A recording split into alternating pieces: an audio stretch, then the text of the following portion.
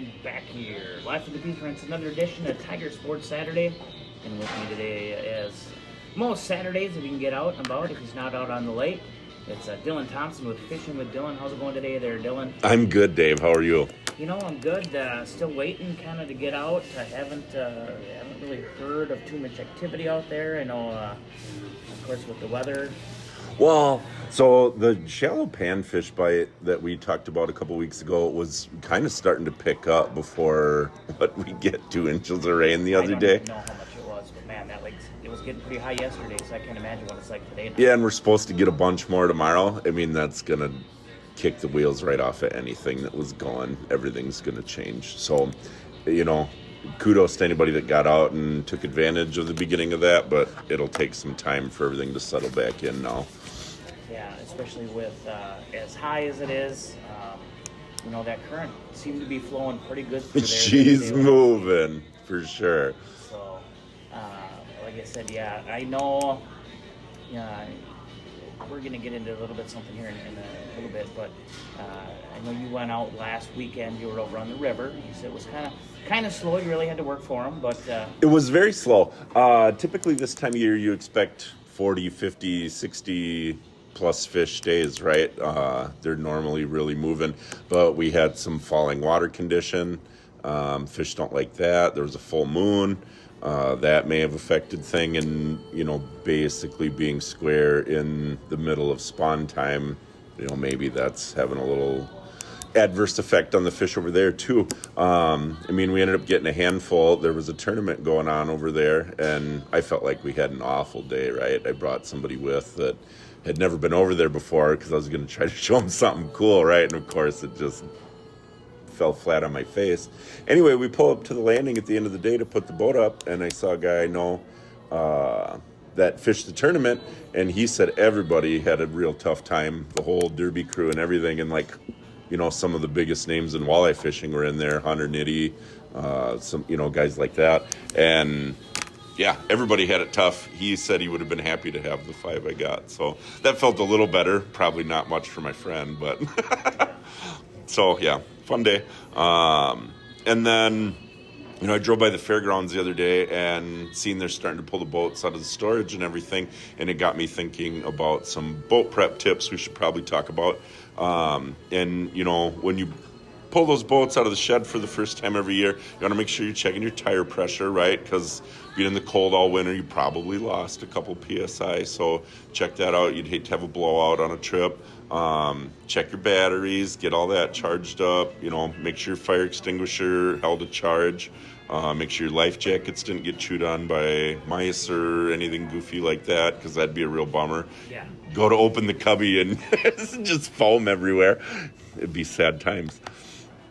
And I know one thing, too, make sure you know where your plug is at. Yes. So you have that. Verify the plug. Sometimes I know when people are getting really antsy, they totally forget about that plug. I know I've been one of them that you get out and oh no, I forgot the plug. So remember, find your plug and make sure the plug is good too, because we know, especially with, you know, if it's the rubber ones, they can break your seal. Yeah. You're gonna have some leakage. So check that. As far as with the fire extinguishers go, now they're pretty much, I mean, kind of standard. You know, check your dates on them because they do expire. They do expire. And I think the Coast Guard recommends a Class B. And so just make sure you've got, ABC is probably the most common one you can get, but make sure you have the right thing for the condition. They make marine specific ones. They're usually white instead of red. You know, and you're talking $30-$40, right? Yeah, I know they're pretty cheap. That's easy peace of mind. It's the ultimate definition of better to have it and not need it than need it and not have it, right? I know that was one of the things. I used to be a big jet skier, and you had to have all that with it as well. And someone asked, why do you need to have a fire extinguisher on a jet ski? Well, it's no different than anything else. Sometimes, you know, if you can stop the fire, yeah, you could pour water on it, but what's that going to... You're freaking out at that point, so it's better to have it. Yeah, just have it. It's easy. So, yeah, just a couple tips that if you check those couple things right when you pull the boat out, it's going to save you some headaches or consternation down the road. Other than that, been seeing some awesome turkey photos from the local area. Been absolutely jazzed about that. I think my season will be next week with my boy. But, everybody from little kids, maybe 10 years old, all the way up to older adults, senior citizens, people hunting with their grandkids. Like, I've seen a lot of awesome pictures. I love folks who are getting out and doing that, and it's really fun. And a friend of mine is doing it for his first time this year, and him and his wife are out this weekend. They did archery tags, so they've got the whole season. But they're having an absolute blast with that. So, yeah, awesome that people are getting out and about. So one thing I didn't know, it's a matter of your shells with your shotguns too.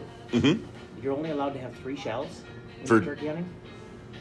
That's what I thought I'd heard. Like turkey and duck, you can only have 3, so you got to make sure your choke or whatever's in there, your plugs. I know waterfowl you can only have 3, so your magazine has to be plugged. But I've never heard that for turkeys. Okay. I'm going to have to read up. Yeah, we'll double check on that. I know we were just talking about that the other day, and I didn't know that, they say for a lot of your birds that you're only allowed to have just 3.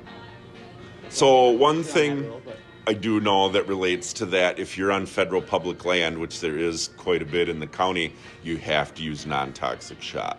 So, your bismuth, tungsten, all that kind of thing. Don't take any lead out there. If old Mr. Green Jeans finds you, you're going to get a ticket. So don't do it. Non-toxic if you're on federal public land. And, you may as well just run the stuff everywhere. They've really made some advancements in some of the non-toxic technology. It's not steel anymore. It's got some knockdown power, that TSS stuff. Guys are killing turkeys with 410s at 60 yards, right? That stuff's got some oomph to it.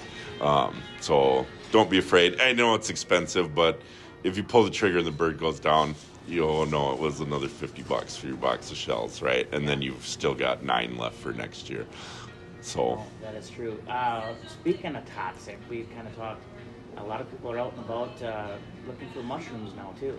Yeah, especially with the rain. Now we just had, it like we talked about Fountain Lake.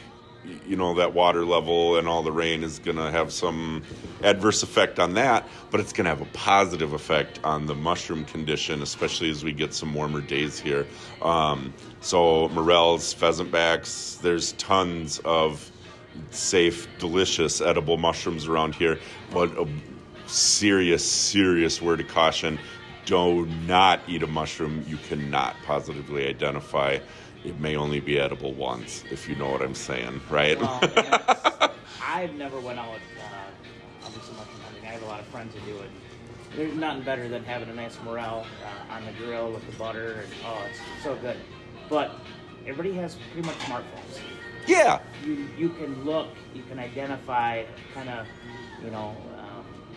now with pictures, things like that. So be definitely on the safe side with that. Well, and there's some foraging groups on Facebook where, if you join those and submit your pictures, people will help you identify what you got. You're not on your own anymore. You don't necessarily have to go out and buy a field guide, but just make sure what you're picking and what you're eating. Yeah. Same thing. It's like with those berries. Yeah. As we start getting more, the raspberries, and don't just let your kids go out and run and pick. I know that's one time I found a bunch of berries and I got really sick. I bet you did.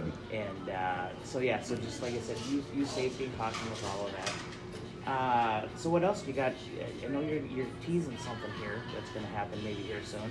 So I'm working on getting a guest for our segment. I don't want to say a whole lot because I haven't confirmed anything yet, but I was talking with somebody the other day and it got brought up, and so we're trying to firm up the calendar thing. It relates to the local area and our local waterways. So I don't know. Should I tease it some more? It's up to you. I think we'll wait until we're a little firmer. But just know we got some special guests, and like I said, not only just a fishing report, but like I said, all outdoors. And I appreciate you coming in and doing this. And I've talked to a lot of people. They like listening to this little segment. And I know one thing that someone had talked to me about before. you're a big bird watcher. Yes. I actually filled all the feeders the other night. Okay. And we run them pretty good through most of the winter, and then, you get a little later and maybe a little lazy with tromping through the wet snow, and you get sick of filling them, right? But like I said a couple weeks ago, there's a lot of fun birds making their way back up. So now's the time to get them feeders freshened up, fully stocked, do the thing. You're going to start seeing some cool birds around. Of course, Upper Seed House and Garden Center, they have all the everything that you need out there too, and I know they're really, really knowledgeable. So depending on what kind of birds you really want to try to attract, because pretty much now everything's kind of back from what I've gathered. Plus with getting the there migration, we're seeing certain. I know you had said some Orioles and things like that. Kind of they should be really potentially any day now. You should start seeing those, and. My favorite way to get those in, like I think we talked about this before, cut an orange in half and set it on a slightly elevated, you can put it on a fence post, right? Whatever you got laying around to get it up off the ground, and they'll find it. Yeah, so I know someone had said, what did I think about that? So I just wanted to follow up again. What else you got for listeners today? Well, you kind of mentioned getting some feedback from people locally, and I've heard some stuff too, being out and about at different ball games or whatever. A few people have mentioned that they listen pretty consistently, and that's super cool. And I guess what I would say is, if our listeners have any ideas or suggestions for content or things they'd like info on, shoot one of us a note, either the radio station or me at Fishing with Dylan on Facebook. And if we don't know the answer, we'll do some research and get an answer. And we're both very knowledgeable, but we don't know everything. Yes. As much as our wives probably would argue different with us. I've been wrong before. Do not tell Nicole. So yeah, anybody out there, if you got something you're interested in or something you'd like us to discuss, be it a fishing technique or foraging or something about local waterway, whatever, shoot us a note. Shed hunting, turkey hunting, what do you want to hear about? We'd be happy to accommodate and have some conversation about whatever folks are interested in. Yeah, so let us know. I know one thing, I have not heard of it yet. We almost assume that there's going to be a no wake coming real quick. If we get another inch of rain tomorrow, I'd be really surprised if they don't put it. Docks, things like that. Saw a couple starting to float yesterday. Yes. So if you are out and about fishing, you're out in the lake, use caution right now, because I've even seen pictures where people had their docks completely under because they haven't weighted down or things like that. Well, you get going, especially when that water rises up. I've seen it one time where a boat got stuck on top of the dock because they weren't paying attention. Or you're going to smoke a prop or your lower unit or whatever. You can damage your stuff, you damage your neighbor's stuff. And, that's something we've preached consistently too, is respecting your fellow anglers and outdoors people, right? Just be respectful of the conditions and what's going on. You don't want to give yourself or your neighbors a headache, right? No. Smashing up their stuff, or yourself an unexpected bill either. Right.